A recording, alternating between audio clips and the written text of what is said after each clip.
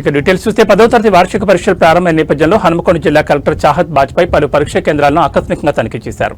లష్కర్ బజార్లోని ప్రభుత్వ హైస్కూల్ మరియు ప్రభుత్వ బాలికల ఉన్నత పాఠశాలలో ఏర్పాటు చేసిన పరీక్షా కేంద్రాలను సందర్శించి పరీక్షల నిర్వహణ తీరును పరిశీలించారు.